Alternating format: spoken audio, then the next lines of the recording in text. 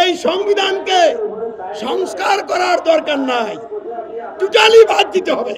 আল কোরআনকে সংবিধান হিসেবে গ্রহণ করে একটা কল্যাণকর সমাজ এবং রাষ্ট্র গঠন করতে চাই। এইসব তন্ত্রের ভিত্তিতে রচিত সকল সংবিধান মানুষের মানবতা মনুষ্যত্বকে ধ্বংস করে দিয়ে মানুষের মধ্যে হিংস্রতা পশুত্ব সৃষ্টি করার জন্য শয়তানি তন্ত্র, শয়তানি সংবিধান।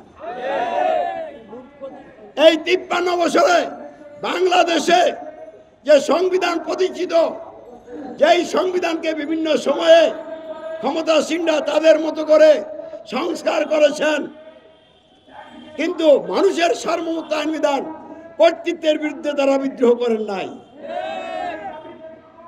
সংবিধান সংশোধন হয়েছে, সংস্কার হয়েছে, কিন্তু মানুষের সার্বভৌমত্ব আইন বিধান কর্তৃত্বের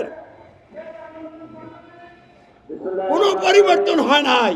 অতএব বর্তমানে যে সংবিধান বাংলাদেশে আছে, এই সংবিধানকে সংস্কার করার দরকার নাই, টোটালি বাদ দিতে হবে।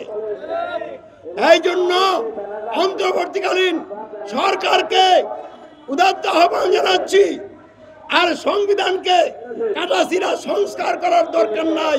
এই সংবিধানকে আপনারা পরিত্যাগ করুন, এই সংবিধানকে একদম বঙ্গোপসাগরে ফেলে দেন। আলোর পথে নতুন দিশা, এই সংবিধান দিয়ে আর রাষ্ট্র গঠন পরিচালনা করা হোক আমরা চাই না, এদেশের মানুষ চায় না, ছাত্র বন্ধুরা চায় না, কোনো দল চায় না। এই জন্যই তারা বুঝতে না পারার কারণে সংবিধান সংস্কারের কথা বলছেন।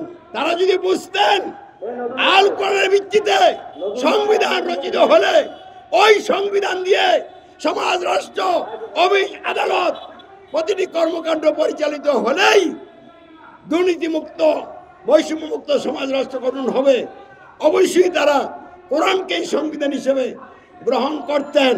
তাই আমরা সরকার, প্রশাসন, দেশবাসী সকলকে গণতন্ত্রের বিরুদ্ধে, গণতান্ত্রিক সংবিধানের বিরুদ্ধে বিদ্রোহ করার জন্য উদাত্ত আহ্বান জানাচ্ছি এবং আল কোরআনকে সংবিধান হিসেবে গ্রহণ করে এই আল কোরআনের আইন বিধান দিয়ে সকল ধর্মের লোকদেরকে যার যার ধর্মবর্ণের সুযোগ দিয়ে, অধিকার দিয়ে